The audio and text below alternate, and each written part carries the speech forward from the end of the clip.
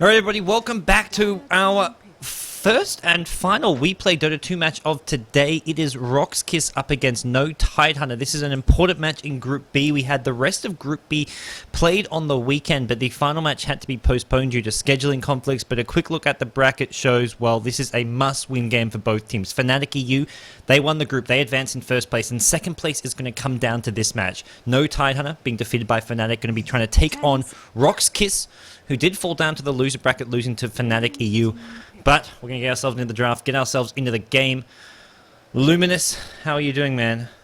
Man, you have that long sigh, a sigh reserved for a long day, and it's been quite a long day for us. We should be asleep by now, but our love for Dota is too strong. Yeah, it really is, and right now, hopefully everyone out there, whether you love Dota or don't, won't do anything to affect the outcome and what happens in this game. We've had some issues, as everyone knows. A quick announcement for those of you wondering, G1 League match between QPAD and Dignitas has been rescheduled for tomorrow. It's been rescheduled to 1 p.m. Singapore time, which is even earlier. I think that's like 10 p.m. Our time. So it's like, basically there'll be 3 matches tomorrow. There'll be 3 best of 3. So the 2 matches at the normal time, which is 1 a.m. and 5 a.m. Pacific time, which is our time zone. And I think the first one is going to be at 10 p.m., maybe 9 p.m. I'm not sure the exact specifics, but there'll be 3 best of 3s tomorrow, it sounds like. It's just been confirmed by the admins, so hopefully the issues don't continue. The admins, as well as some other useful people, are working closely with the teams to try to protect the teams from these attacks. Meanwhile, back to this game here, RoX.KiS open up here with Keeper of Light. Meanwhile, banning out both Lone Druid and Darkseer. No Tidehunter, gonna answer back with a Bat Rider, Wisp, Nyx Assassin pickup, as well as pick up Puck beeping up. Yeah. If it's not No Tidehunter being played right now, they would basically go Nyx Assassin and Lifestealer. But S4's Puck has been absolutely legendary.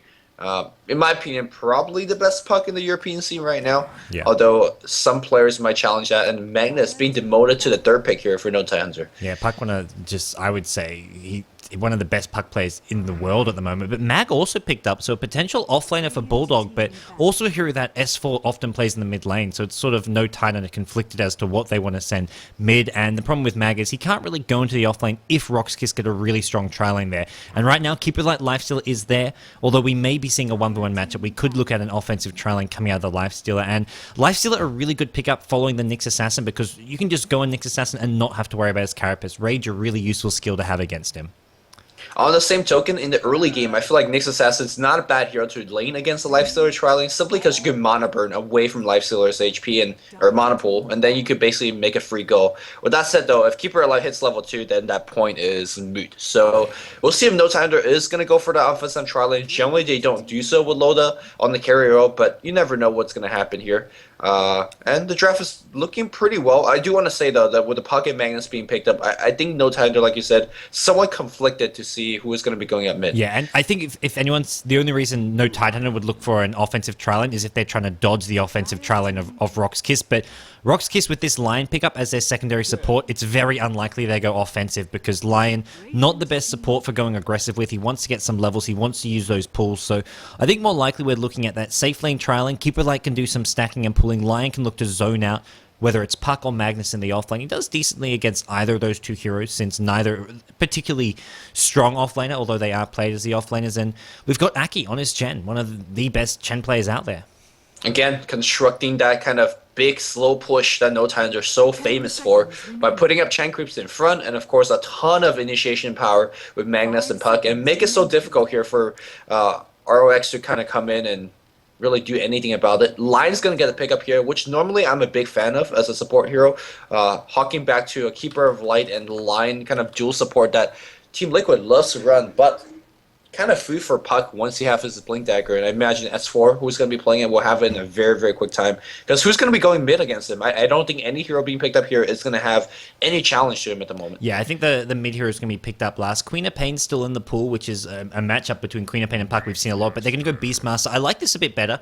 Not a hero who's going to sort of look to win the lane, but although he can sort of break even, but a hero who can just control the tempo a lot better, offer a lot of counter push if you go for the inner beast build, and just raw a very useful skill to have in a game like this. And and Wild Axes offer some more counter push as well. And I don't see, I guess we should start calling them Alliance, although they're still using that in-game no Tide Hunter thing, which is going to throw me off. They haven't really looked for that group up and push just yet, unless they get some kind of a carry hero here for Loda, which sort of offers that, which is something like a Luna pick, because right now, I don't think they can really go for a strong early to mid-game push unless they have a carry who supports that, and they could go for a hard carry, and they're going to do just that. Anti-Mage it is for Loda. I wonder if this is going to be a black style of anti-mage where you actually just go for a quick Vlads, and then that is going to offer a ton of pushing power as well. Or it's going to be somewhat of a standard Battle Fury build. We'll continue to see. Also, before the anti-mage pickup, let's not forget the fact that Magnus could be played as a one-row as well. It's a very, very rare instances that we play the one-row Magnus, but we've seen teams try something similar. But it's going to be the long lane on Admiral Bulldog. S4 is going to be playing the puck. Chen, of course, being handled by Aki. And of course, Loda on that anti-mage. Nyx Assassin being handled by EGM. Over on the RoX.KiS side, the radical extremist, it is going to be BZZ is perfect, the captain or the drafter playing the Lifestealer. We've got Yol playing the Lion. We've got Vengscore playing the Keeper of the Light. Over at mid, it's Solo playing the Beastmaster. And then finally, Dread, the man himself, playing that Nature's Prophet. One of the very, very popular Russian Dota players. Do you see a whole bunch of Japanese being thrown out? And there's a Bankai, so... These scrubs watch Bleach, so that's all I gotta say. One thing I want to point out is that Lifestealer, you can see it's by his item build, he's going for something very, very greedy. He wants to say, alright, if we see a trialing, I'll pick up a Stout Shield, because that's going to be very, very important for survivability. But if he only sees a solo, which you guessed correctly, it is going to be solo Armor Bulldog, that's going to be able to allow him to go quick Midas Rush or whatever item that he's going to be trying to rush for. So look at this next level warning from Lion. Like, he ate a Tango, ate a tree, and then dropped the ward. Sentry is there to protect against the smoke ganks. Shadow Demon Chen will definitely be looking for early smoke ganks. There is a smoke on Chen, but the Observer ward is what's really interesting here. Yeah, this is the first time I've ever seen anything like this, and judging from the vision that grants, it's quite a bit. It's quite a bit. If you go onto the hill across the river, it gives slightly more, but this one gives you more vision towards, I guess, the ramp over near the mid lane. And I guess it's a little bit more difficult to counter as well, and it's definitely not in the standard spot, as you can see that Eggum, or EGM, trying to go apart. Where did Eggum actually originate? Oh, Toby calls him Eggum. Yeah, and it's not Eggum, right? It's EGM, 100% EGM. Okay. I'll get mad at you for calling him Eggum. It sounds awful as well. I mean... I'll be mad at myself. Good. As tired as you are, Lumi, you're not getting away with calling him Eggum.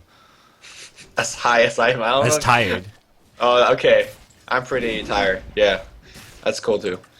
All right. Loda going to be going up top here. He got pulled by the poor man show. I imagine he's going to be quickly go into the side shop and pick up a Quelling Blade and basically have perfect CS because, well, he's not CSing against anybody. Dread in the jungle here with the Nature's Prophet. Got pulled. Pair of clarities. Yeah, and with nobody up top, the early move from the Dire side is going to be going for those smoke ganks. I don't know why I said Shadow Demon. It's Nyx Assassin and Chen who'll be looking for those ganks, but early smoke on Chen. So the smoke ganks in mid will be really hard to execute because of this smoke. Beastmaster just has to keep a careful eye on the map because they won't show on the mini map, but they will show if you click over there. You can see them while in Viz. Yeah, imagine one of the supports that are going to be pulling, or maybe Dread's going to actually be performing that role. As Beastmaster is going to be doing a ton of harassing. Actually, he's going to go into the Call of the Wild build, which personally is a little bit surprising to me. I feel like Aura at level 2 is so strong, simply because Beastmaster, if you look at him right now, 5 base armor, 63 base damage, you can actually go toe-to-toe with most ranged heroes simply with the Aura and the Stout Shield, but looks like he's going to be going for a fast battle rush. I imagine he's going to level up the Call Wild once again and basically use that board to do a ton of ancient stacking. Yeah, he can look for some ancient stack. They haven't got the best lineup for clearing ancients apart from the Beastmaster. No real other AoE. Their carry hero, Lifesteal, are not the best for it, but it's still some potential for it there. Meanwhile, bottom lane, Yol is completely zoning out Admiral Bulldog's mag. He has managed to reach level 2 earlier on while they were pulling, but right now, Lion is just watching his every movement, and with Nature's Prophet potentially coming in for a gank, it's really risky for him to sort of go anywhere. Yep, S4 back in mid lane, though, controlling quite well the CS, 11-4. Meanwhile, Loda up on the top lane, 11 CS as well. And of course, Lifesteal not doing too bad with 10 of his own, but I wonder if it's going to be a quick Midas build. As you can see, they hasn't spent too much of any gold. 1,000 gold in the bank, 2 minutes in. I think he will be going for it. Yeah, right now the big lane that has sort of been affected is... Well, the big lane that hasn't gone as... According to plan for RoX.KiS is mid lane. I think Beastmaster not farming as well as he could in this 1v1 matchup. Puck's done a good job of just outlast hitting him, and this is going to help out S4 quite a bit. That Beastmaster got a fairly slow bottle, isn't going to be seeing boots anytime soon, and... Well, Alliance going for a very early smoke top. There's no one actually there. I guess it looks like they're just going for this fast T1 tower.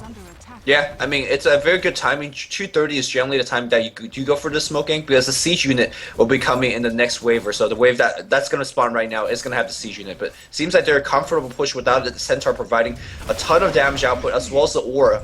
And it looks like they are comfortable taking a tier 1 tower. Meanwhile, the counterpart on the bot lane trying to do the same, but Magnus able here to suck up a ton of experience. Yep, and TP coming top. Keeper Light is going up there. This is, I guess, the new metagame. Eternal Envy was talking about it, and so is Fluff. The supports become the offlane, and Keeper of the Light is going to be the only hero in this offlane, while Nature's Prophet, your general offlaner, jungles, and then he goes bottom lane to help push. Keeper of the Light, as a support, he's going to be spamming that level 1 Illuminate, going to be looking for that level 2 Illuminate as fast as possible, and trying to keep this tier 2 top tower alive as long as possible. Yeah, it's a shame that Nyx Assassin is not level 3, because if he has Spike Carapace, it's going to provide a stun. But look at EGM right now, as he's ate a couple of tangos, trying to go through and basically do some epic backstabbing. Unfortunately, he's a little bit stuck. No, he should be fine here. That's not going to work. Keep it light. He's got another Illuminate if he needs to use it. And Loda, what's he going for? He's got 1600 gold. Are we going to be seeing something like a Midas? I'd be surprised if it's a Midas. Maybe looking at that fast push anti-mage like you mentioned, if you go for something like a Treads, Vlad's kind of build. Well, we'll see. I mean, Midas, I think the ship has sailed. Maybe if he's looking over at the Lifestealer, if he's going for the Midas, you can mirror him on that, but there's the breach of speed on the Lifestealer. So I think at this point here, you just go for either a quick Battle Fury with a Tower Gold, or even on, well, he hasn't spent anything yet, so maybe he gets really greedy. I really don't think Anti-Mage needs a fast Midas because of the Battle Fury farm. I feel like maybe it's even a safer build if you go Battle Fury. I think Battle Fury gives you, I guess, it's either similar or slightly better farm than Midas gives anyways, because once you get it, you can just flash farm so fast, whereas Midas, you don't quite, your Battle Fury gets slowed down a little bit. Yeah, I mean, the raw GPM, if we're just going to want to compare gold per minute, Midas is quicker. It's just the fact that it delays the time that you could join team fights. It is going to be a Ring of Health, so, yep, quick Battle Fury. Yeah, no surprises there. And I imagine he doesn't go for the boots or treads because there's no one in his lane. I think we just go straight naked Battle Fury here as sort of the most efficient and effective way to play this in terms of GPM. Yeah, it doesn't really matter whether he goes naked Battle Fury or if he goes Shred here, simply because even if you have the Battle Fury finish, you really can't jungle efficiently until you have Treads and Quelling Blade on top. So you can't really skip anything until you have the full set of items before you really start taking care of the jungle. But he'll get it quite quickly because of the accelerated start he has. Well, Aki's still in the jungle. He's only level 3 here. Did get that early help get that early tier 1 tower, but haven't seen much from him. S4 in the mid lane. Puck is level 6, as is Beastmaster. So both those two heroes can look to start ganking. Beastmaster gets chakra'd up, which is important because he needed that mana for the Raw. And if we're going to be looking for a potential kill on Puck, Raw plus Illuminate could kill him off. Only a level 1 Illuminate, but there should be enough damage if they can combo those together. Yeah, personally, I'm a little bit disappointed to see the Beastmaster to call off the Wild build, and of course, the board not really stacking. Yeah, and well, he's going to try to zone S4 away and try to get that rune, although, got to be very careful. Illuminate's going to come in, that's going to get phased, at least trying to do so. Rune's going to get picked up here by the bottom by Lion. Speaking of Lion, this hero needs a ton of experience, and so far he's doing up. Yeah, he's doing pretty good, level 4. Even matching up the Chen jungling time here, as he's only level 3 because he's looking towards to push a couple of towers. I say right now, RoX.KiS is actually ahead because the support is leading. I think RoX.KiS is doing pretty well. S4 does a nice job of dodging. First Illuminate and then secondly Wild Axes, one with Phase Shift, another with a little sidestep. So he dodges a lot of this harass, but this harass is just going to keep on coming. There's Chakra, there's Bottle Crowing coming out of Beastmaster, nothing really to slow him down. And the big worry, trading free farm Anti-Mage for free farm Lifestealer definitely favors the Anti-Mage here, but I agree that RoX.KiS is slightly ahead just because of their other heroes. They're going to have a Nature's Prophet with a Midas, they're going to have a pretty well-farmed Beastmaster, and Keeper Light and Lion are getting decent levels here. So I think Nature's Prophet could be kind of the difference maker, because with something like a Shadowblade Orchid, you can actually look to shut down an Anti-Mage, maybe even a Side of the Vice. Yeah, it depends on who is going to be getting the Shadowblade. Nature's Prophet is going to be opening up with the Midas as per usual. You can see the Ancient is going to be warded off here on the dire side, so no more accelerated farm here for any of these guys. And critically, Magnus is not level 6. How often have we seen Magnus use his one-man RP to get a kill or set up a kill for his allies? And not having access to that is going to be annoying for them. I feel like the key thing here for RoX.KiS is they're constantly spamming out this mid lane. They are going to get ganked here. Solo in trouble. Silence is there. Mag is there, going to look for a skewer back. Raw onto S4. Illuminate going to bring him down. There's your first blood. Beastmaster will take a fall. That skewer took some time to come out, and it looks like NTH are going to pay the price. They also lose Chen there. Really nice bit of play there from the Beastmaster. Got the Raw Fontaine. I think Admiral Bulldog, he hesitated with the skewer back. and because he hesitated, the Roar came out. Yeah, huge kill here against S4. He did spend most of his gold he bought before he actually died, so it's not exactly the biggest loss, but really forcing him to go treads first before basically rushing for that blink dagger. And again, for me, X Factor is always Puck picking that quick blink. Yeah, and slowing down that blink quite a lot. He did go for the treads here, which will slow down any sort of a blinky, give him some nice little stats. Beastmaster now going to rotate top, and I think at this point there's no real shutting down Loader. It's hard to really gank him off, maybe with a Lion rotation. Lion does hit level 6, so actually, as I say that, they're actually looking to rotate there. Beastmaster going to go up there, doesn't have Roar for 30 seconds, but he can wait till he has that. And Lion, he smokes, I think he just smoked before the Observer Ward. I don't think he got spotted. I think he smoked just before he came into sight.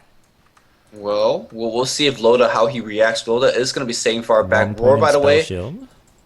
Roar is not up just yet. I think you just wait for that 12 second, play it safe, and then basically go for the free kill. If you get the Roar off, a couple of right clicks, Impale Finger, I don't think Anti-Mage will survive through that. Yeah, I think the thing that's not really looking good for Alliance is the Nyx Assassin a bit under-leveled, only level 4. Chen's only just hit level 6, which at 9 minutes isn't bad, but considering how this has been a slow-paced farming game, I think he should be doing slightly better, and Lion still camping patiently at the top lane, really wants to try to pick off this Anti-Mage. The problem is, look how aggressively Beastmaster is just positioning himself. It's sort of obvious, at least I think, that there's some kind of a backup there. I don't know how NTH see this, but this is not a position Beastmaster should normally be in. Well, it looks like Nyx Assassin going to come right in, and in fact, they want to go for that kill. No, his position compromised. Impale's going to hit on 2, and suddenly it's bad news. The Anti-Mage blinks in, 1 kill here, and looks like the Beastmaster's going to be dead as well. He drops off a Roar. They want to kill on EGM, but I don't think EGM will die either. Spy Carapace trying to juke around the trees. Nice salve right there. It looks like Puck will clean up. Neutrals. Well, Neutrals. Wow. Them Ogre Magas got woken up by the Keeper of the Light Illuminate and came out to finish off the Nyx Assassin, but a great fight for Alliance. I think RoX.KiS just got a bit too sort of blinded there by the fact they wanted to kill the Anti-Mage. Beastmaster sort of showing himself that far up in the lane. Alliance knew that it was a trap, and they brought up plenty of heroes to deal with the line who was there. Like you said, it was somewhat obvious, and the obvious response was S4 TP, and it gave himself basically a free kill. And of course, with a couple hundred gold here up in S4's pocket, look at his farm though. I mean, Bulldog. No finger even needed. Nice gank here by Lion. I didn't even see how quickly he gained him on the bot lane, but going back to my point was that S4, I don't know how he got up to 1,000 gold again after dying, but that gank really helping out. 1-1 and 3 is the score right now, and I'll be constantly keeping check of his gold until he gets up to that point dagger. Well, we've got to keep a track of Loader now. He's got his Battle Fury up. He's got 350 gold on top of that, so probably look to pick up that Quelling Blade, which sort of accelerates that flash farm, especially when you're neutraling, giving you a lot of bonus damage to combine with the Battle Fury. But right now, he's really looking to be in a good position when you get a 10-minute Battle Fury. Yeah, he still needs a tread again. Even if you have the quickest Battle Fury ever, you still need that tread to gain that attack speed from there. Meanwhile, you can see that Aki smoked in from the side. Beastmaster goes on the mid lane. They want S4, and they're gonna get S4. Finger into Hex, really shutting down. Admiral TV's right into a big Illuminate. The Chen creep still waiting very patiently, but I don't think Admiral could initiate into this. He's got no bottle, so he's got no HP regen. Axe is going to fly and do even more damage. Illuminate would have finished him off if he didn't skewer out of there. Chen now trying to combine down onto this Keeper of Light. Impale keeps him alive a bit longer, but he gets brought down by Chen creep as well. Some damage coming out. Quilby slow onto Aki. Can Aki actually escape this? Line has no mana, luckily, but here comes BZZ. Brings down the Chen. Let the Mag actually survive. Mag actually scurried away downriver there, but Anti-Mage counter push at the top lane, but he's going to get TP'd on, so no potential counter push coming out from him. Yeah, and it's not like that lifestyle of TPing back here is not, he's not losing any time in any sorts. Treads into Armless, so a ton of early game DPS, and to be honest, in my opinion, the best item selection against the way that Loda has started this game. He's going for some quick farm. You need to basically win the game or get a very decisive lead in the next about 5-10 minutes. If you don't get, let's say, 2-3 towers now, you're in big trouble. S4 looking for some ganks. Yeah, we've seen a lot of the phase drums from Lifesteal, but I don't feel this is the game to do it. S4 with this little backs up, going to get silence on both these heroes. No, he gets scattered out. There's a gem or sentry, something spotting him out. S4 now in all sorts of trouble. He's trying to get out of here. Illusion Orb goes. He picks off the Keeper Light before he orbs his way out of there. And Nyx Assassin in a bit of trouble. Going to get raged down by this Lifestealer. Mag goes in with an RP, catches out the Lifestealer, and now Lifestealer looks like he's going to be brought out. Infest into a creep, does keep himself alive a bit longer. It looks like RoX.KiS have cut their losses here, but can they escape with this Lion? Looks like they should be able to do so. Puck with no Blink Dagger does have an Illusion Orb, trying to scout out Yol, but he goes the other way. Runs right, Puck orb left. Ooh, Beastmaster Roar trying to be used right now. This one big disadvantage of this particular team is that they really rely on the cooldown of the spells, which are pretty short with the Beastmaster Roar and such, but you gotta make sure that you have those spells ready. And Beastmaster, late to the party, I felt like if he TP'd a tier 2 tower top, they might have actually turned that around with the Magnus ultimate already being used. But Puck still rising away right now. Current gold, 1500. Yeah, Puck, there's still a bit of way to that Blink Dagger. I think, well, I was about to say, RoX.KiS with a decent start. In this game, it pretty much feels dead even. The gold graph is almost dead even between the two teams. NTH sure has a lot of farm and is really going to start to snowball. But the build that Lifestealer went, like you mentioned, I was going to sort of talk about how he normally goes to the phase drums. It's not the build to do this game because this is your one position carry Lifestealer. He needs to get fast Armlet and I feel fast Basher. This is where Lifestealer can sort of look to out carry an NTH. Having a fast Basher into Abyssal Blade. S4. DD Rune, Snipes, Keeper of the Light. This is what S4 does. He's just one of those flashy players. Yeah, he knows that if he gets caught up by himself, he's not really gonna die because that's what Puck is. Warp, phase, he really is gonna be fine. I love this item pickup here by Solo here. Beastmaster Blink, very, very old school. Predominantly because, well, it gives your Nyx Assassin, or Simeon Nyx, yeah. Nyx, a way to initiate EGM scouting down out with his Vendetta, and I think a cleverly laid trap is going to be done here. Beastmaster gets dropped off right now, and Rage is going to be coming out. They will get a kill on EGM, and do we have Infest to make him out of there? They got Puck as well. Puck got brought down by Lion. Wow, buyback. RoX.KiS get out of here. Perfectly played by RoX.KiS. They pick off 2 heroes, they force a buyback, and then they back off without losing anyone. Bot lane here, Anti-Mage man fighting against Loda. And meanwhile, big Mike Manavoy here against Loda. Armlet Toggle? Yeah. Toggle has got to be very, very careful though to that range creep. He should be fine, and Loda's going to be blinking back out. Yeah, Loda knew he couldn't chase that. Lifesteal could take him one more hit, Armlet Toggled, and then just return the firepower. So, smart decision by Loda. Here comes the cavalry. Infest. And now he's got HP. A little bit of heal. And looks like we're going to actually get the Beastmaster. If Beastmaster comes in, he has Blink. Although no roll just yet. Who is this coming in? It is going to be the Lion. Lion not going to have the movement speed to catch up. Uh-oh. Oh, dear. What is going on? No, please no. Please don't say those words. Bulldog, don't do this to me, man. Do we have Harry Potter ready? That was your job, I thought. I'll get it. I'll run to the car and get it. But I'd rather not. Yeah, as soon as they say those words, we got to run for it. I'm on it, man. We need 2 copies. We need 2 copies though, so we can like alternate. We can each have different characters. Nah, I'll just go down and read next to you. That's true. While having a picture of Emma Watson up. Not gay at all. Then we can read. It's not gay if we have a picture of Emma Watson there while we read Harry Potter. Nothing against gay. No, nothing at all. So, RoX.KiS, early Blink Dagger on Beastmaster. He's 0-2, but he's got the 5 assists, and I feel, for the most part, Solo's played a solid game. His early last inning in the mid lane, he did fall behind a bit, but he's caught up all of a sudden, and it's a slightly going no Tidehunter's way, but I feel this game very much in the balance right now, especially with Nature's Prophet getting some decent farm and levels. Yeah, it could get definitely very dangerous. And again, in comparison, Puck 1800 gold with the buyback. Beastmaster, who don't expect him to get a blink, already got a blink. So the solo matchup here is slightly edging in the favor of the Beastmaster. And of course, I talked about the Call of the Wild build, now having it max. This is really, really good. It wasn't so good in the laning phase in the early game, but right now in the mid game, if you're trying to look for that anti-mage, this is a perfect build that you want to go for. So maybe the foresight for him is that we want to play a very heavy, intensive mid-game. Keep in mind that you could invest into those summons and kind of set up some really, really ninja ganks as well. So giving Lifestealer a lot of mobility. I hope they utilize these mobility with the invest and basically set up some key ganks. But the looming Blink Dagger is coming very soon. Yeah, that's going to cause them some problems here. The big item for me, if RoX.KiS want to dominate the mid-game, is going to be a mech on this Keeper of the Light, but he's a long way off that, just seeing on the Trenkle boots right now. But if they can get a mech up on their team fight's looking really good. Maybe even Beastmaster goes for it, although right now his mana's not great for that, especially considering he needs 75 mana for a blink. Then you've got the Roar, which is already 250 mana. Mech is another 150, so he won't even be able to really throw axes without having a lot of Magic Wand charges. So it's slightly hard for him to do that. And I think Keeper of the Light will actually farm pretty fast in the next 5 minutes. We could be looking at something like an 18 to 20 minute mech if he can sort of, because he's going to be counter pushing a lot of these lanes. I personally would like to see a mech on Keeper and perhaps something like Heaven's Halberd on Beastmaster. He is going to be acting like the frontline tank alongside the Lifestealer, especially when he's going Blink Dagger first.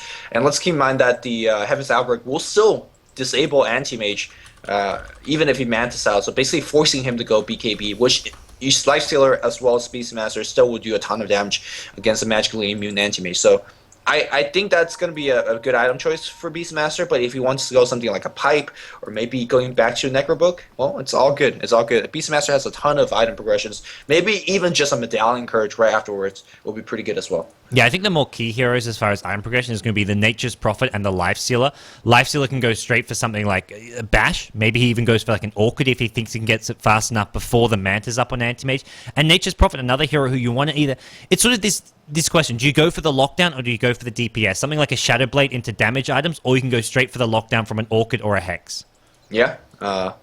Personally, I think Shadow Blade... Or excuse me, I think Orchid might be a little bit too slow, considering that Anti-Mage has already had a farm for that, had the beast, had the Battlefield as well as Trev for a long time, so I don't think he could really take advantage of the Orchid for a long while. Maybe Shadowblade is what he's be looking for, going for more sort of mid-game DPS build. Though with that said, if you get an Orchid off against Puck, then suddenly he becomes a very, very squishy hero. Well, unfortunately, it is what we feared. Is it? Yeah, well, at least according to the chat from Aki and Loda, it sounds like it could I'm running be. to my car. BRB, guys.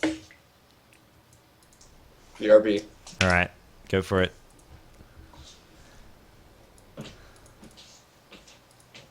And this is just game one for those of you wondering. We've got ourselves a best of three, just for those of you guys just tuning in wondering. Well, probably you can see the teams, you can see who's playing. It's no Tidehunter or Alliance up against RoX.KiS, but this is an important match in the We Play Dota 2 Group B. fnatic.eu have won the group, but second place is undecided. No Tidehunter and RoX.KiS fighting over second place, and well, second place advances, third place is knocked out of the tournament without a single bit of prize money. That beep is Luminous going to his car. He's getting Harry Potter. We promise it, we shall deliver. If we need something to if we need something for these long 10, 15, 20-minute pauses during the lag spikes, then that's going to be something which can help us out. But right now, no Tidehunter, other ones. A fairly even game. It's no team with a solid advantage right now. RoX.KiS do have their openings, do have their ways to get back in this game with the Nature's Prophet and Lifesteal with quite a bit of farm, but what are we going to be doing here? Unfortunately, the two teams are in a bit of a conundrum as we'll see what's going on here. I'll get back into the game. We play live. That's the one. Don't need to show the brackets anymore. It looks like Dread's just going to quickly go use the toilet, but I do apologize, guys. We've had issues all day long. I know it's absolutely terrible. I think the big thing is that we're going to see over the next day or two is basically organizers and certain technical people in the community are going to be talking with every pro team, talking to their managers, talking to the players, and saying this is what you need to do to protect yourself from DDoS attacks. That's what's going to be happening. As Luminous has joined me, I was expecting like a big paperback book, but he's got himself his Kindle. The first one is right here. All right, we've got Harry Potter, guys. I'm gonna try to find an online version as you start reading. Okay. Okay. Are we starting this now, Lumi? Are we starting this now? I mean, what else is there to do? Okay, how do I use this Kindle? How do I scroll? I'm so confused. I pushed right and then I did something. It's these ones. Okay, so that's next page. Yeah, and then it's going. This is actually not bad. I can actually read pretty well on this. If you want to up the font, or is that fine? This should be fine. Okay. I don't have no Asian eyesight.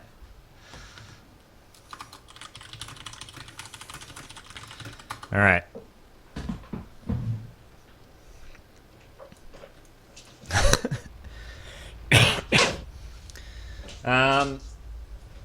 Yeah, this is the unfortunate state that we're in. But here we go, guys. We need to master the art of using this Kindle. We have got The Boy Who Lived, Chapter 1. Mr. and Mrs. Dursley of Number 4, Privet Drive, were proud to say that they were perfectly normal, thank you very much.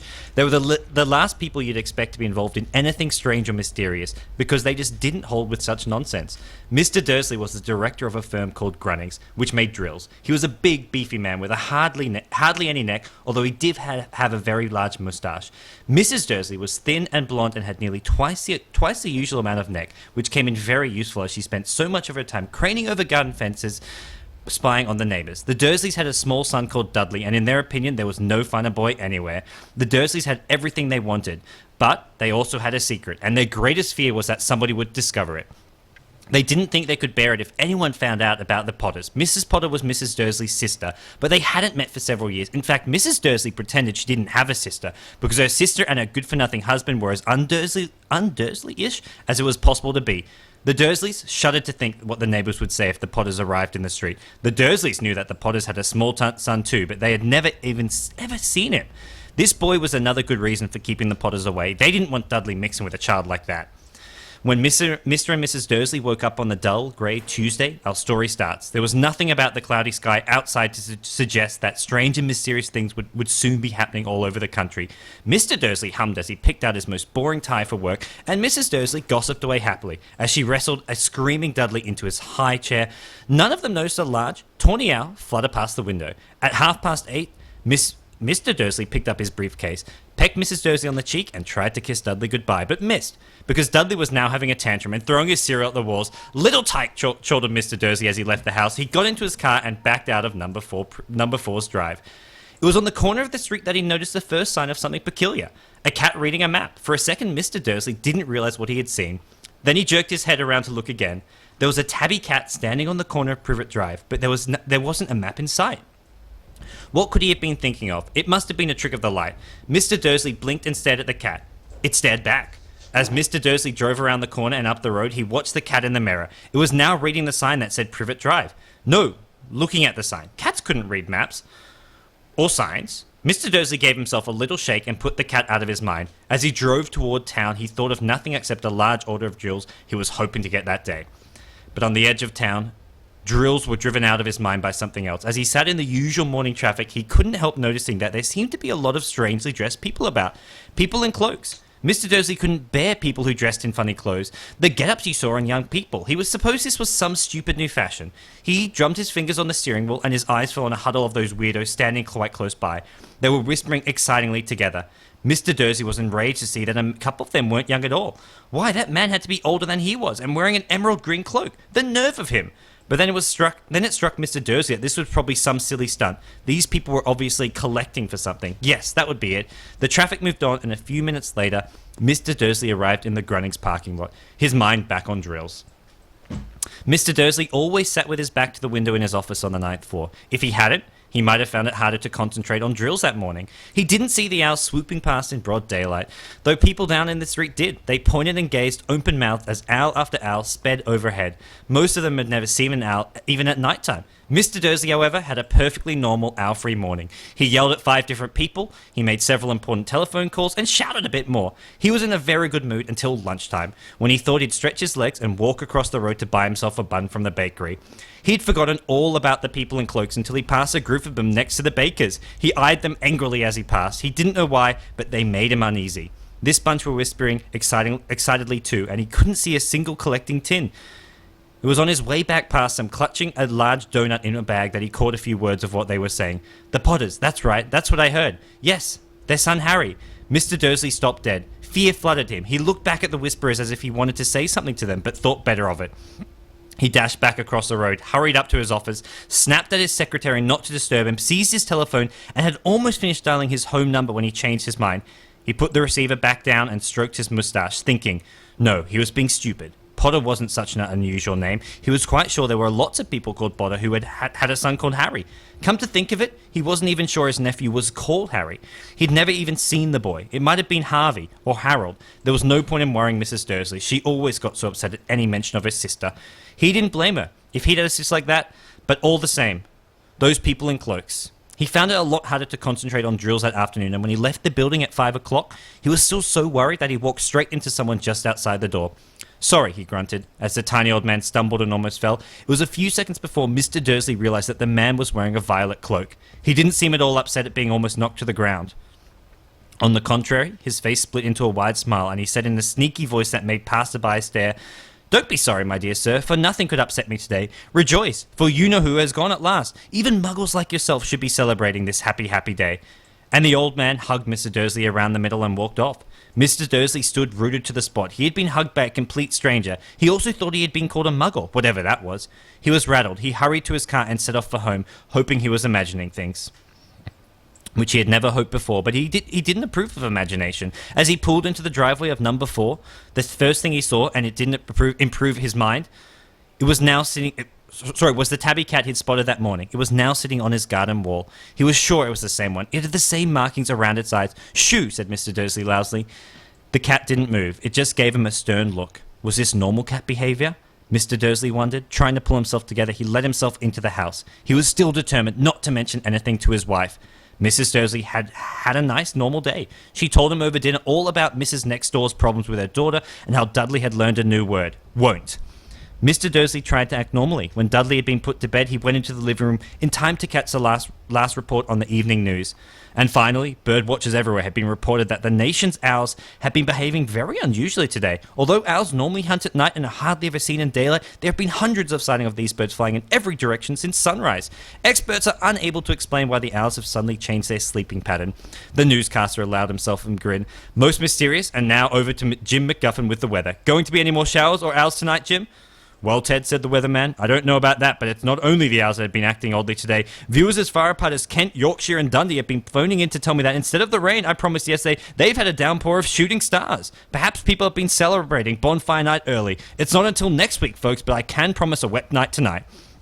Mr. Dursley sat frozen in his armchair. Shooting stars all over Britain? Owls flying by daylight? Mysterious people in cloaks all over the place? And a whisper about the Potters. Mrs. Dursley came into the living room carrying 2 cups of tea. It was no good. He'd have to say something to her. He cleared his throat nervously. Petunia, dear? You haven't heard from your sister lately, have you? As he had expected, Mrs. Dursley looked shocked and angry. After all, they normally pretended she didn't have a sister. No, she said sharply. Why? Funny stuff on the news, Mr. Dursley mumbled. Owls, shooting stars, and there were a lot of funny-looking people in town today. So, snapped Mrs. Dursley. Well, I just thought maybe it was something to do with, you know, her crowd. Mrs. Dursley sipped her tea through pursed lips. Mr. Dursley wondered whether he dared tell her he'd heard the name Potter. He decided he didn't dare. Instead, he said as casually as he could, their son, he'd be about Dudley's age now, I suppose, wouldn't he? I suppose so, said Mrs. Dursley stiffly. What's his name again? Howard, isn't it? Harry. Nasty common name, if you ask me. Oh, yes, said Mr. Dursley, his heart sinking horribly. Yes, I quite agree. He didn't say another word on the subject as they went upstairs to bed, while Mrs. Dursley was... What's going on, Lumi? I'm listening to your beautiful reading. Oh, good. Do you want to take a break? No, I'm good. I'm on a roll. Okay. Just making sure that this is, by the way, ladies and gentlemen, this is why you keep wards around your house. Dursley does not have wards and about to get ganked. Yeah, we've got 16K people listening to Harry Potter. This is great. But we're going to keep on going. He didn't say another word on the subject as they went upstairs to bed. While Mrs. Dursley was in the bathroom, Mr. Dursley crept to the bedroom window and peered down into the front garden. The cat was still there. It was staring down Privet Drive as though it were waiting for something.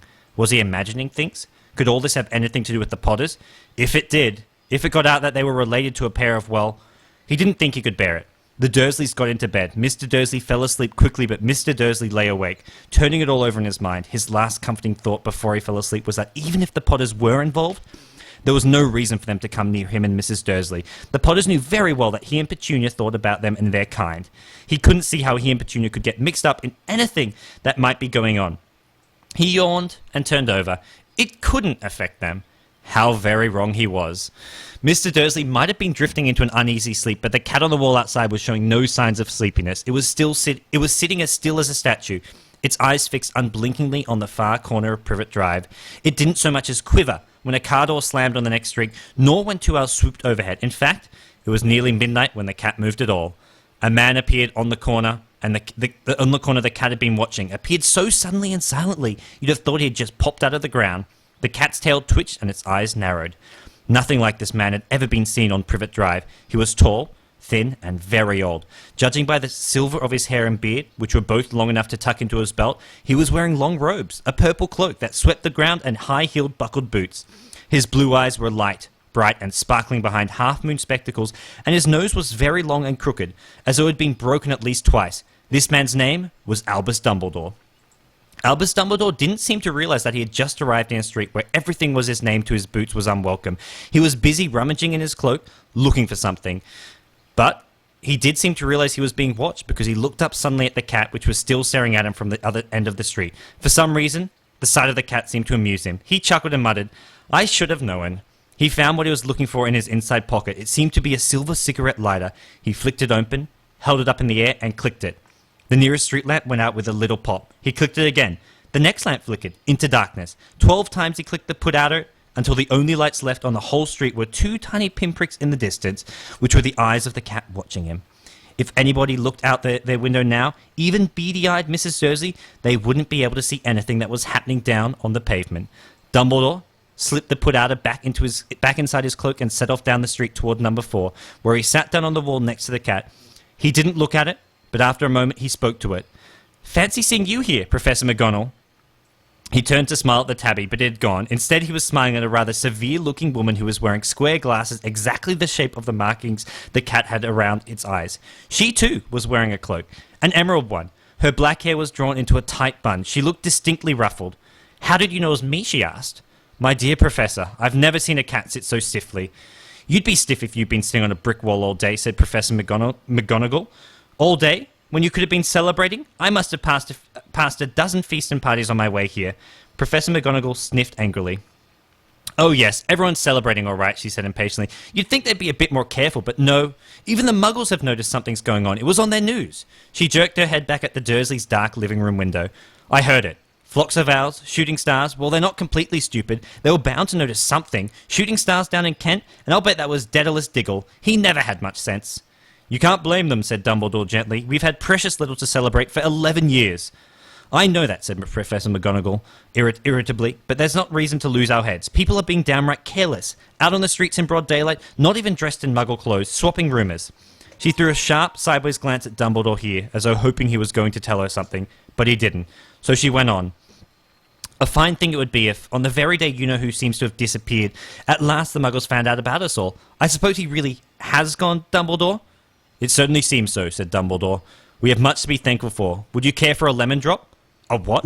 "A lemon drop. They're a kind of Muggle sweet I'm rather fond of." "No, thank you," said Professor McGonagall coldly, as she didn't think this was the moment for lemon drops. "As I say, even if you-know-who has gone, my dear Professor, surely a sensible person like yourself can call him by his name. All this you-know-who nonsense, for 11 years I've been trying to persuade people to call him by his proper name. Voldemort." Professor McGonagall flinched, but Dumbledore, who was unsticking 2 lemon drops, seemed not to notice.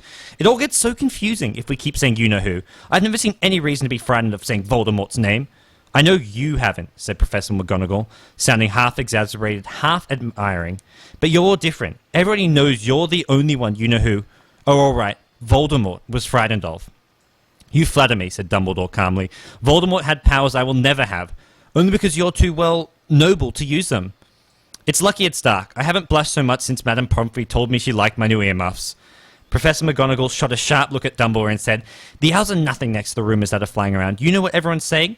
About why he's disappeared? About what finally stopped him?" It seemed that Professor McGonagall had reached the point she was most anxious to discuss. The real reason she had been waiting on a cold, hard wall all day. For neither as a cat nor as a woman had she fixed Dumbledore with such a piercing stare as she did now. It was plain that whatever everyone was saying, she was not going to believe it until Dumbledore told her it was true. Dumbledore, however, was choosing another lemon drop and did not answer.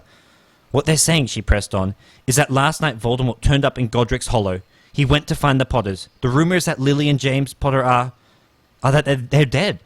Dumbledore bowed his head. Professor McGonagall gasped. "Lily and James? I can't believe it. I didn't want to believe it. Oh, Albus!" Dumbledore reached out and patted her on the shoulder. I know, he said heavily. Professor McGonagall's voice trembled as she went on. That's not all. They're saying he tried to kill the Potter's son, Harry. But he couldn't. He couldn't kill that little boy. No one knows why or how, but they're saying that when he couldn't kill Harry Potter, Voldemort's power somehow broke, and that's why he's gone. Dumbledore nodded glumly. It's true?" faltered Professor McGonagall. "After all he's done, all the people he's killed, he couldn't kill a little boy?" Cinderin, you're interrupting Harry Potter, man. Cinderin wants to read a page. I'm not interrupting. I'm going to read a page in Danish for you. Not Danish. Are you at the same place as us? You gotta follow through in English, yeah. Do you know where we are? I don't have the English version of this one. I'll read it in Danish. Where'd you get to? Where Dumbledore and Professor McGonagall are talking. They just got to the point where Dumbledore... what chapter is that? Chapter 1. Chapter 1. Chapter 1? Like And Paige. McGonagall and Dumbledore are talking. Yeah, Dumbledore just explained. Well, we're starting the game actually. We're gonna cast. Wait. It just got paused. Okay, no. Really? You can just go for it. You've got to be kidding me. He's fixing Oh, vines. okay. All right, go. All right, can you read the last lines you had? I just said. McGonagall just said after all he's done, all the people he's killed, he couldn't kill a little boy. It's just astounding. Of all the things to stop him, but how in the name of heaven did Harry survive? And then Dumbledore says, "We can only guess. We may never know." Have they spoken something about lemon sorbet yet? Yes. Lemon drops? Lemon Yes, they drops. have. We're just like Lemon it's just a drops. little bit past Okay. that. Okay. I think I'm almost there. Oh yeah, I got it. I think I'm there. Go. We got no time. Alright, I'll continue. Det kan vi kun gisne om, sagde Dumbledore. Måske får vi aldrig sandheden at vide. Professor McGonagall trak et kniplingslommetørklæde frem og duppede sig under øjnene. Dumbledore snøftede voldsomt, i det han fremdrog et guldur fra sin lomme og nøje studerede det. Det var et meget mærkeligt ur. Det havde 12 visere, men ingen tal. I stedet for tal var der små planeter, der bevægede sig rundt langs skivens kant. Øjensynligt kunne Dumbledore sagtens finde mening i, hvad urskiven viste, for han puttede uret tilbage i lommen og sagde, Hagrid er sen på den. Jeg går ud fra, at det var ham, der fortalte dig, at jeg ville være her. Var det ikke? Jo, sagde professor McGonagall. Men jeg regner ikke med, at du vil fortælle mig, hvorfor du befinder dig her af alle steder. Jeg er kommet for at bringe Harry hjem til sin onkel og tante. De er hans sidste slægtninge nu. Det kan du ikke mene. Ikke de mennesker, der bor her, vel? Udbrød professor McGonagall og sprang op, i det hun pegede på nummer 4. Dumbledore, det kan du ikke nænde. Jeg har holdt øje med dem hele dagen. Du kan ikke finde nogen mennesker, der ligner os mindre. Og de har denne her søn. Jeg så ham sparke sin mor hele vejen op ad gaden, mens han skreg på slik. Skal Harry Potter virkelig udsættes for det? Det er det bedste sted for ham lige nu, sagde Dumbledore bestemt. Hans onkel og tante vil kunne forklare ham alting, når han bliver ældre. Jeg har skrevet et brev til dem. Alright, I'm gonna have to interrupt you. We've just had a kill. Enjoy the game. Thank you. Thank you, Cinderin, for the marvelous reading. And of course, welcome to anybody who's just joined the stream and said, what the fuck's going on? That was Harry Potter, read in Danish by Cinderin, and we're back in RoX.KiS versus No Time. This is replay, best of 3 series. I think do or die situation for both teams, and Loda got himself some Battlefield treads and Quelling Blade, and he's farming merrily along. Yeah. Gods, how are you doing? I'm doing good. Quick, I guess, yeah, summary. It's very even as far as Golden XP goes. We've got a very farmed Animates, though. Battle Fury treads. 1,800 gold now with that kill he just picked up at top lane. The key thing for the Radiant team is they got a pretty farmed Nature's Prophet and a pretty farmed Lifesteal, although Nature's Prophet going down in that top river is not going to help out his cause. Meanwhile here, I think man, the Harry Potter has got me too wild up with this game. But to me, though, Beastmaster right now needs to get a lot of ganking going on right now. And basically, render puck, useless puck. By the way, Blink Dagger already up, and look at S4, Easy just pickup. so efficient. Easy pickup, like you said. And here comes Lifestealer trying to get a kill on EGM TP coming in. And of course, Beastmaster Roar, Hand of God comes in or so. Just get the Roar on him. They do get the Roar, and that's 1 kill. Wow, puck coming at S4. Look at how cocky he's playing. Well, he doesn't have to be afraid because, well, he's Puck. He knows his limits. Blink and silence and all that. He's not really going for kills. He's just going for sort of damage output. He almost actually brings down 1 or 2, but he knows there's not really any chance of him getting picked off. He does get himself trapped in some trees here, but seems he's quite happy to do so. Blinks his way out of there. He's level 12 all of a sudden. Not going to find any rune as it's just a 17-minute mark. But right now, we can see no Tidehunter or Alliance sort of starting to find their footing and gain some momentum. To me, though, right now, it's basically no Tidehunter's game to win or lose. I think it's maybe a little bit too early to call it, being only about 1,000 gold lead and only 1 kill lead. But as long as anti-mage stay safe, very similar to Kai P versus Empire today. If you let if you let anti-mage freeform for too long, you can't win this game. And look at them sneaking a Roshan with Chant. This is something that not many other support heroes can do, to tank up a Roshan like this. Yeah, they bring in the Antimates now, but he wasn't there to start things off. He's got his Vlads up nice and fast. So this is all about pushing nice and early. Also helps bring down Roshan, but he's going to be looking for some nice, strong early game pushes. This is a very... I kind of predicted Vlad during the drafting stage, but doing it against a Lifestealer with a blink on Beastmaster as well as a Lion, I mean, that's balls of steel in my opinion. They're gonna give up tier 1 tower for that Roshan kill. But I think it's a very, very good trade for No Tinder nonetheless. It's ballsy, but now he's got an Aegis that gives him some security. But I think the main reason for him going this ballsy build is because he's got the backup of Mag and Puck, two great sort of counter-initiated, great teamfight heroes. If they send 3-4 heroes to gank Anti-Mage and Mag is nearby, counter RP is going to cripple them. And that Blink Dagger on the Mag is coming up in a couple hundred gold. And how do you stop this push? That is the big question. Initiation, Oh my S4, gosh. there's a Hex, and well, the punishment coming here against S4. We say he plays very, very cockily, and sometimes he gets punished for that. What S4 basically did, the push is done, and the tower is in deny range, barely not. Yeah, push ends now, and that was just, it was slightly overconfident there. The trees has been chopped down, which was the key thing, because he thought he maybe had a bit more fog room to work with, but as soon as they spot him out, the Hex came before the Blink, so for a rare occasion, Lion's reaction's faster than S4's. Yep, and of course Magnus though does have his own Blink Dagger. I think they have to forfeit that tier 1 tower. S4 does have buyback. No, he doesn't. He does not have buyback. Although if he does, he would have probably easily bought back. EGM still invis. I think he's gonna go for the kill on Dread. There you go. Cancels the TP, but pops the Spike Carapace, and we'll be on the run. Dodges the Impale, and now going to be looked to come back in. No follow-up disables. Couldn't manage to stop that TP out unless we had Ensnare or Loda blinking in with a Mana Void to cancel it. But it looks like they'll let him get back off. And I think Alliance right now are just going to back off, get a bit more farm here. They have got the Blink on Mag, so maybe they do want to go for 5-man. Oh my. Beastmaster Wow. Hawk into, well, where's the Lifestealer coming out? Lifestealer was a little bit trapped between the trees, so the axes cut him out. And I love this build from Beastmaster. Boots of travel to his Hawk, and with the infested Lifestealer. He can gank anywhere on the map with Lifestealer. Unfortunately, they're giving up a tier 1 mid. This is credit given towards Honey from Fnatic. That's what they love to do. But they even got the deny off, as we see nice Impale Impale. on the hero. Can he turn around for a kill? It looks like they're not going to go for a big Illuminate's going to come in and clear through those trees as well. But here comes the Lifestealer and as well as Beastmaster. Blink body block. Let's tell you, what are you blinking in for? He's got absolutely nothing to follow it up. He's got a couple magic to chance. He's going to get mana burned up, but here we go. Lifestealer wants to go in looking for Aki. Can he bring him down? There's no mech, there's no Hand of God either. We'll bring down Chen, and now RoX.KiS just looking to get out of there. Skewer from the Mag. He will be able to bring down Beastmaster with a Shockwave. Nice bit of play there from him. Meanwhile, on the backlines, it's Anti-Mage and Nyx Assassin taking out the Lion. So a slightly favored trade going the way of Alliance. Lifesteal still trying to fight his way out of this one. Gets hurt by the Carapace. Mag, Blink RP on 3. Mana Void to finish things off. And Alliance just completely decimate this RoX.KiS team. Wow, the Lifestealer forgot to pop Rage as he was hitting EGM. I think he could have probably brought down EGM and maybe probably survived through that RP as well.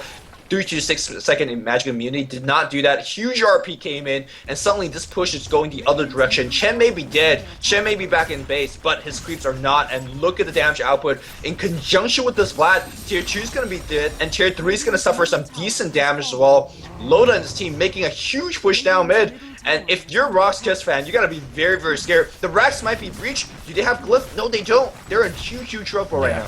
The bonus damage from the Vlads is helping out so much here. There's a call up just to pick off the Lion. Every pick off they get makes it harder and harder for RoX.KiS to defend. Lion's going to buy time for three heroes to get back, and he's also going to buy back himself, but the Rax is already gone. Melee Barrack's gone. Alliance back off, and, well, they need to get some revenge kills here. Puckner orb his way out, will succeed in doing so. Beastmaster already used Blink. He can't find the Roy. He's going to drop Axis, take out a Chen Dark Troll Warlord, but there's no target for him to roar onto. Sending his Hawk out, Boots of Travel also on cooldown, so there's no potential for any counter ganks right now. Look at just how destructive that push is. They got 1 or 2 kills. I mean, generally, most other team fights, when you lose a fight like this, you lose a tier 2 maybe, because, you know, the respawn time is so short. But they just push so quickly, and suddenly, well, the game is now in very, very big trouble. The Hawk being micro on the bot lane, they see Loda infest up. No, they're having a little bit of trouble in their own jungle. Beastmaster blinks back in, roar, bam! Suddenly the counter game comes in. S4 is going to get picked off as well. They didn't get the Anti-Mage bot, but they got 2 kills. But these 2 kills don't mean anything, in my opinion. They're not going to get a tier 2 off of it. They don't get Roshan off of it.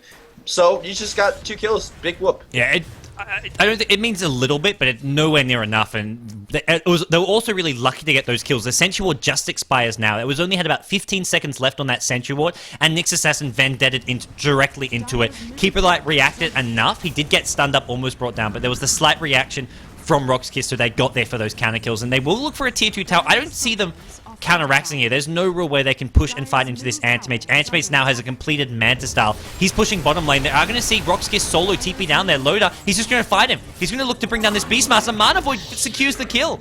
Haste Rune on Beastmaster. Loda says, so what?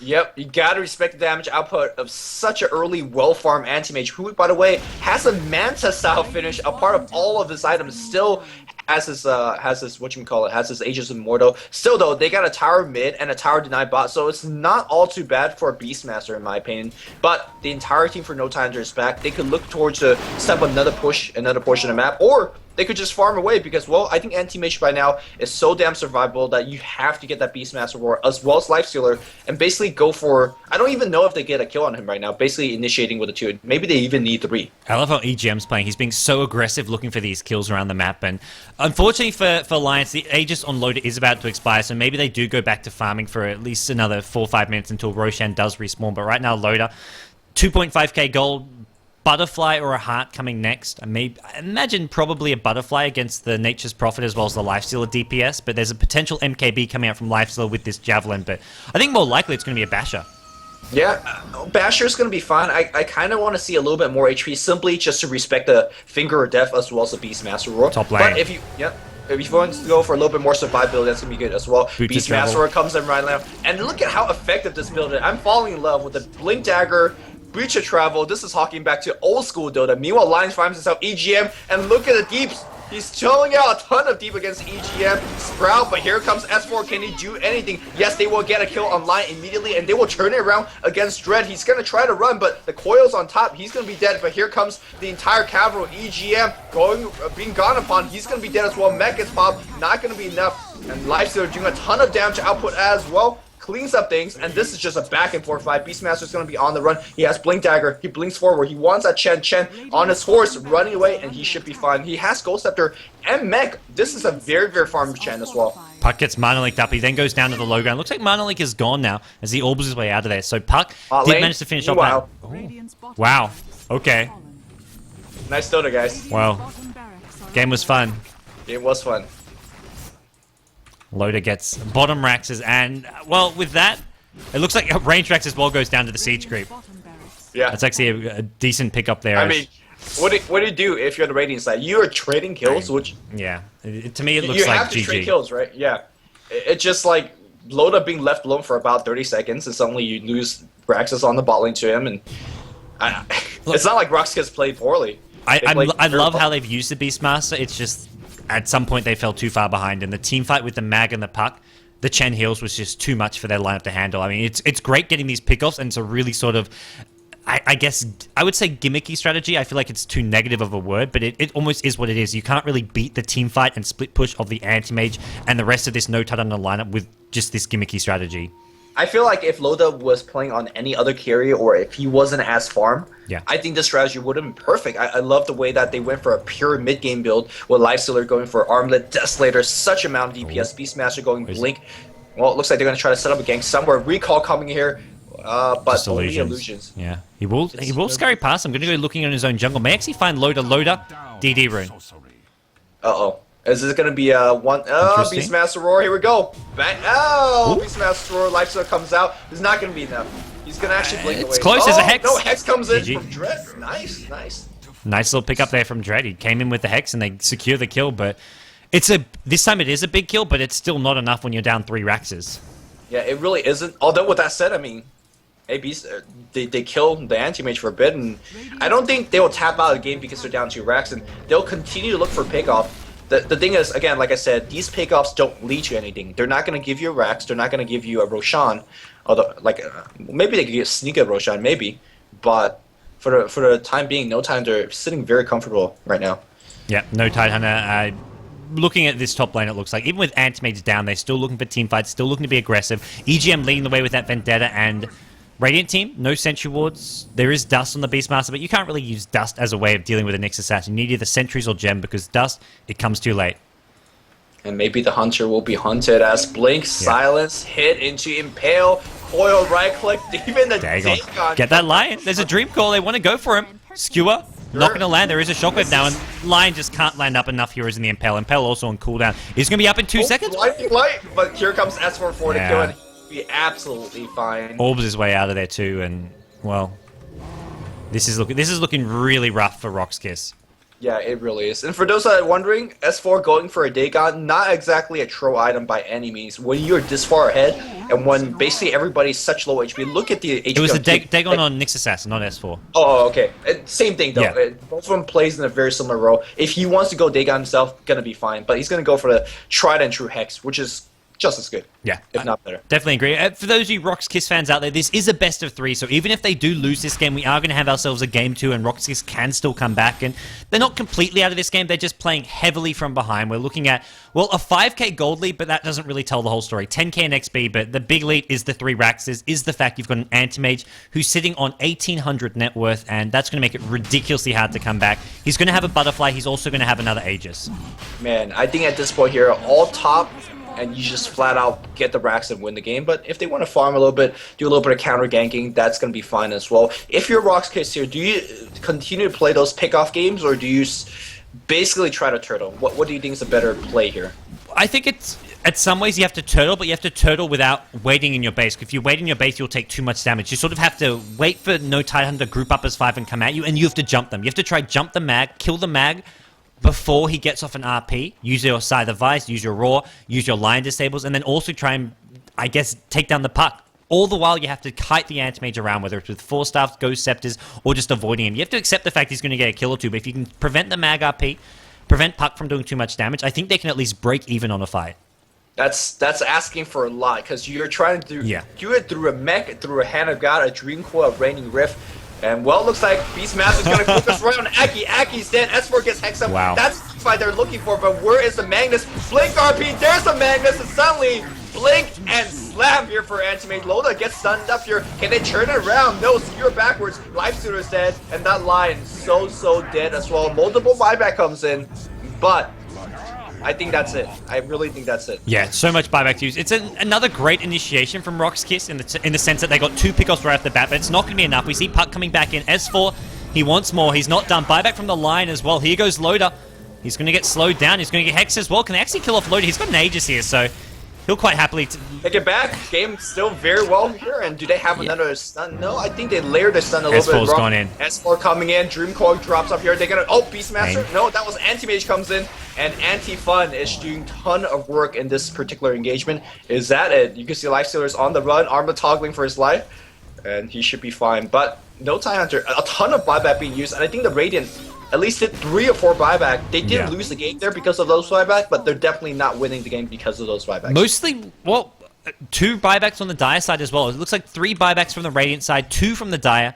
Both Puck as well as Nyx Assassin both buy back that fight. So it's actually not the worst fight. They also got rid of the Aegis on the Anti-Mage. If they can hold this, they're buying more time. They're also taking damage at mid lane. Their range tracks at mid lane has to be defended by Nature's Prophet. And then Anti-Mage sends in his Mantra Illusions. One gets dealt with the Mana Drain. Really smart decision from Lion. Get the 1 point in Mana Drain just to take out those illusions a bit faster. Yeah, RoX.KiS, in my opinion, play a very impressive game. Just as the strategy not working out. Nyx Assassin picks up a Nature's Prophet kill in their base. I mean, that is just so sad. Beastmaster goes on Loda, doing a ton of damage. Butterfly, would it be enough? And looks like it will, just barely. But Nyx Assassin looks like he's going to be on the run as well. Out of mana, out of HP. S4, 3-man Waning Rift. Ammo Bolta flips it, looks for an RP. 2 seconds. He does have it. It was on cooldown. And looks like Lifesteal's so down low. He's going to be able to arm the toggle. And looks like they still hold. Blink Stacker forward here against Aki. Aki pops the ghost. And that Hawk, that beast, that forward. Going the other side, providing the slope when the bash is going to come in. Aki also going to get pick off. Some signs of life here from RoX.KiS. Don't count them out just yet. Yeah, they've still got some fight in them. And Lifestealer with that, he's got more farm. Just buy that Abyssal Blade as soon as possible. That's going to give you an even more reliable stun against the Anti-Mage. He's just bought back, but really great hold. From the initial jump to sort of Alliance just getting a bit too overconfident there. And Anti-Mage, once again, he got picked off. We didn't have the Aegis this time. They had just enough damage to bring him down. If they don't bring him down, that fight goes very different. But no Tidehunter. They came in with just out an Anti-Mage DPS to back him up. I mean, this game is converting me into a RoX.KiS fan. Just some very aggressive, old-school European kind of style play. But if I look at the goal chart, I just feel discouraged because there's a spike upwards, but how much more can they get? They're not going to get any more structures. They're going to be looking for a little bit more gank. Look at this TP. Well, it's going to be on the bot lane. I thought Beastmaster was TPing on the bot lane for some reason. Some crazy he's got someone invested in him. Yeah, or I say someone. It's always Lifestealer. Where's the Hawk? It's going out. Here we go. Yep. Near the bottom river. It's going to find S4 in just a second. It's also going to find Loda. Do you make this jump? I think he saw it. Yeah, it looks like Alliance saw it. So they know that there's a potential gank coming in. And Invis, Nyx Assassin. Beastmaster with a gem, though, so he'll immediately see that Nyx Assassin. But I don't think they may just look to bait this out. I don't think they actually have to kill the Hawk. They are going to, but I'd love to see them, like, bait out the TP onto the Hawk. And then just kill off Solo as well as the Lifestealer.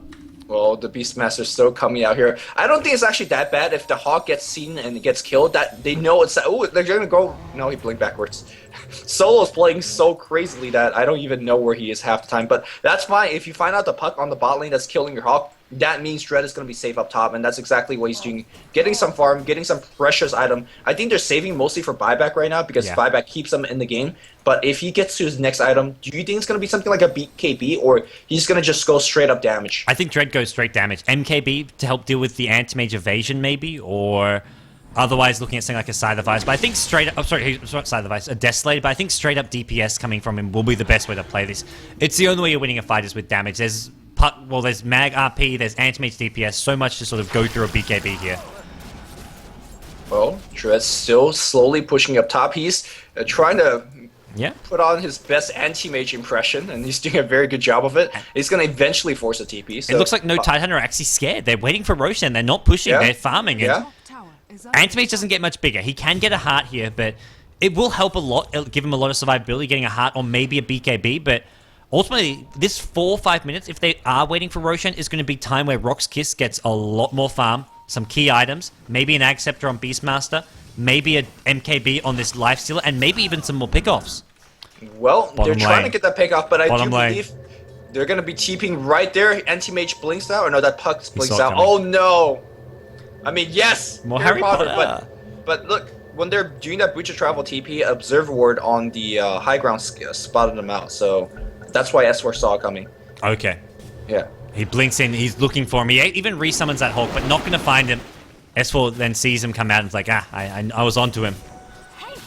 Yep, Ace gonna get popped here in the base. So what is the item that, let's see, Dire is gonna be looking for? Because evidently they feel like they're not strong enough to push, despite having a Butterfly, Manta, Vlad, and Battle Fury on Loda.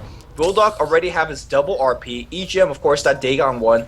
Puck looking for a Scythe of Ice. Is that what they're looking for? A Scythe of Ice to give him a counter? I don't think that's going to be the key item for him. I think it's more just they just want to play this more strategically from here on out. The last pushing Dead on as a 5-man push hasn't worked out for them. I think maybe if they are waiting for an item, it's Aegis. They'll get Aegis and Cheese with the next Roshan, and also having buybacks here to make sure they have that backup plan. Buybacks are on cooldown, which is the big thing. If they lose a fight, Antimage with no buyback for 40 seconds could cost them. So if they wait for this Antimage buyback to come off cooldown, then they can look for a fight. And Loda, BKB it is. Well, but normally here though, when you're playing a situation that no Tidehunters in, you actually you have an anti-mage, so you don't mind to take it late, and of course you have a very mobile Puck who could actually set up a gank in conjunction with EGM. In this case though, they're being hunted. Like the fact that they're farming around like these, every time that Beastmaster Hawk comes in, you don't know if the entire team, that's a Lifestealer, that is a Beastmaster, that is a Scythe of Ice Dread coming in in the form of Nature's Prophet. You could just die, and suddenly whatever lead that you had, map control that you had, it's gonna be gone. So they gotta play it very, very carefully. And look at the sight all over the map. Wards absolutely everywhere. EGM constantly invised up, looking for a counter gank. He has a gem as well, so no way to actually kind of snipe him with Sentry Wards. And I think the big thing here for RoX.KiS is, as much as they want to have buyback gold, they just need to buy their items. Ag Scepter for Beastmaster. As soon as Lifestealer can afford his MKB, he should use that gold. Saving for buyback is fine now, but once he has MKB gold, just buy it. You're playing from behind. You can't save for buyback. So if the only way you're defending is buybacks, you're fighting a losing battle. Because maybe you defend once, but the next time you defend, you have less items, your opponents have more items, they get Aegises up, and it's just not going to work out well for you. So we do see an item pick up for Beastmaster. He is his Ag Scepter. Love it. And Lifestealer, I would love to see that MKB up soon. Yeah, a lot of people are saying, you already have the Blink Dagger, why do you go the Ag Scepter? Of course, the HP and mana is all nice. Let's not forget about the push aside ability of that Beastmaster Roar, and by increasing the actual cast range of it, the push side also get a lot longer, and you could clip basically everybody else. Can you imagine Magnus blinks in, gets pushed apart, misses the RP for that reason? Nature's Prophet, they're going to find Loda! Hex is here to lead things off. Is there a roar? No, he roars the illusion! Oh, pops the BKB. There's not enough damage to bring him down. He's getting dashed.